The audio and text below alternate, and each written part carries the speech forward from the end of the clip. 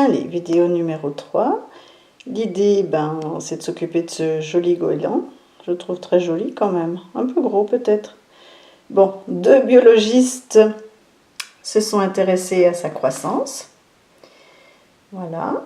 Le biologiste numéro 1 qui a déterminé donc une formule pour modéliser sa croissance. La formule serait C1 de t égale 97,4 exponentielle moins 0,084t sur 0 plus infini. T étant bien sûr donné en jours. Donc chaque jour, on regarde la croissance. Et le biologiste numéro 2, lui, a modélisé par C2 de t égale 992 sur 1 plus 12,3 exponentielle de moins 0,155t, qui paraît un petit peu plus compliqué, mais donc à voir maintenant lequel aura une modélisation qui sera la plus fiable et la plus fidèle à la réalité. Donc en première question, on nous propose de calculer les dérivés C1 et C2, donner le sens de variation. Donc on s'en doute, le goéland ne devrait pas maigrir au bout de quelques jours, donc sans doute va-t-on trouver une dérivée positive et bien sûr une croissance, donc une croissance et non une décroissance. Vérifions ça. Alors C1 de t, encore une fois on est avec une constante multiplicative multipliée par exponentielle. Donc quand on dérive, la constante multiplicative reste 97,4. Exponentielle, nous l'avons dit, la dérivée c'est encore exponentielle. Donc ici, hop, on ne change pas, 0,084t. Mais bien sûr, on multiplie par la dérivée de l'intérieur, comme je l'ai dit tout à l'heure, à la vidéo précédente pour l'exercice 70, c'est-à-dire la dérivée de la fonction linéaire 0,084t, c'est-à-dire par le coefficient directeur 0,084. Donc ça nous donne C1, si on prend la calculatrice, C'1, 97,4 multiplié par 0,084, ça nous donne 8,1816 exponentielle de 0,084t.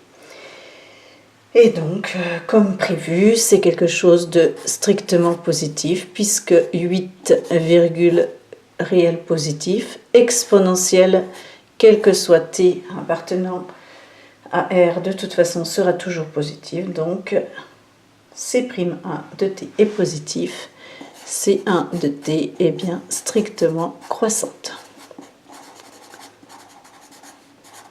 Hop. Voilà, le goéland ne va faire que grossir.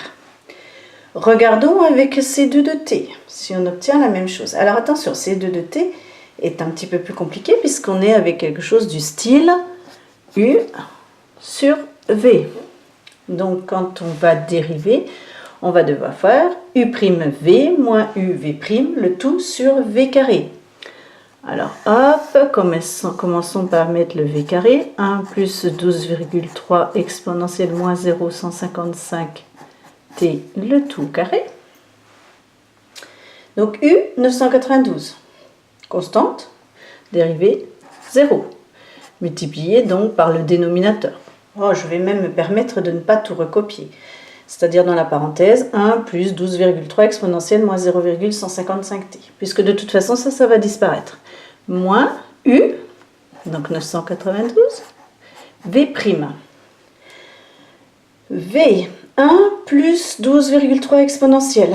Donc quand on dérive 1, 0, constante additive. 12,3 exponentielle, 12,3 constante multiplicative, donc elle reste. Exponentielle, sa dérivée c'est encore exponentielle. Et maintenant je dérive, je multiplie par la dérivée de la fonction affine linéaire moins 0,155t, donc multiplié par moins 0,155. Donc 0 fois notre dénominateur, ça disparaît.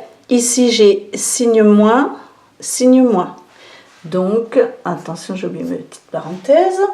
Moins par moins, plus. Donc, C'2 de t, c'est donc plus.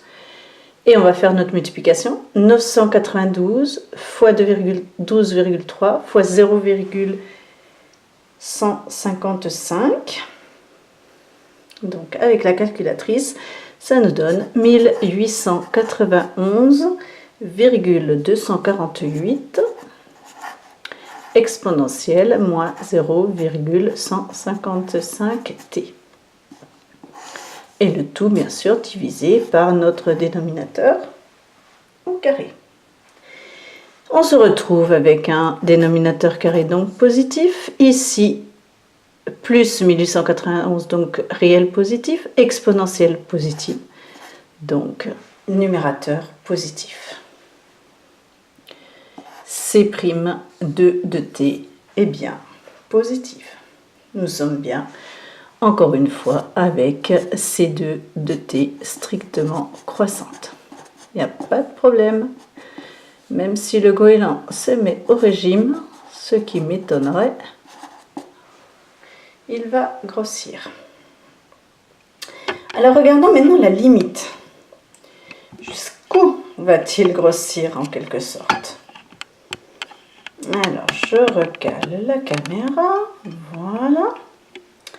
Donc avec le biologiste 1 à gauche, limite de C1 de t.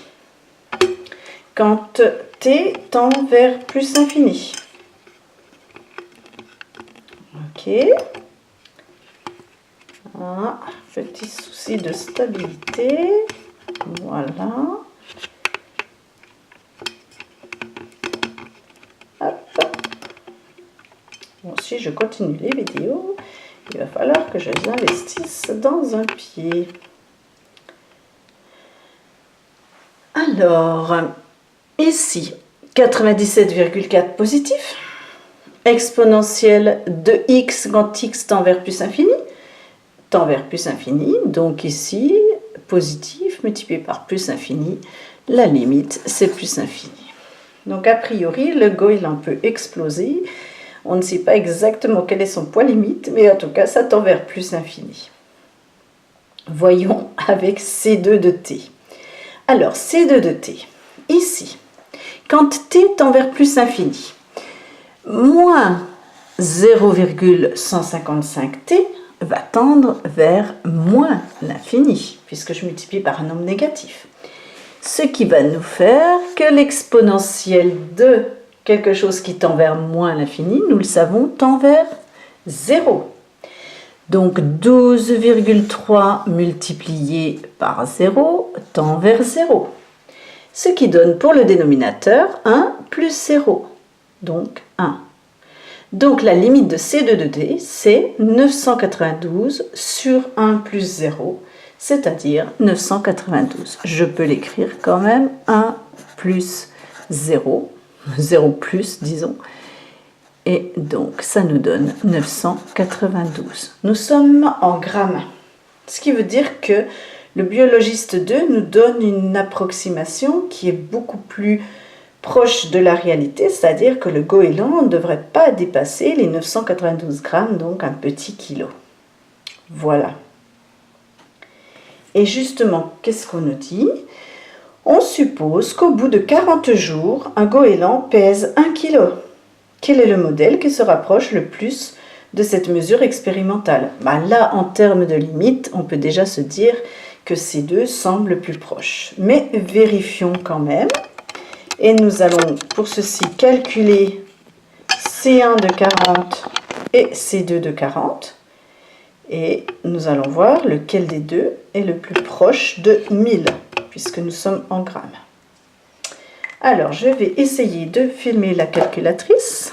On va voir ce que ça donne. Hop. Voilà. Est-ce que j'y suis? Donc, annule.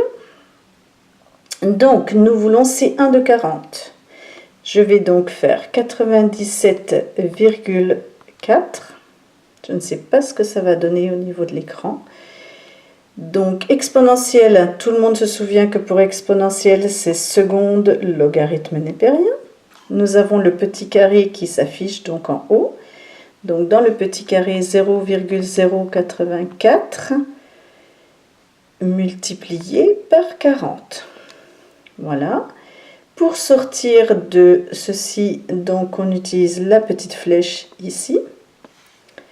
Et nous entrons 2804,06, donc 2,8 kg. Ce qui paraît un petit peu gros.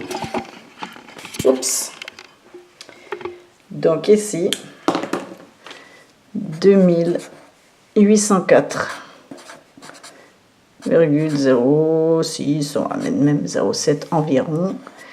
Donc environ 2,8 kg, ce qui paraît pas tout à fait proche de notre goéland qui était à 1 kg.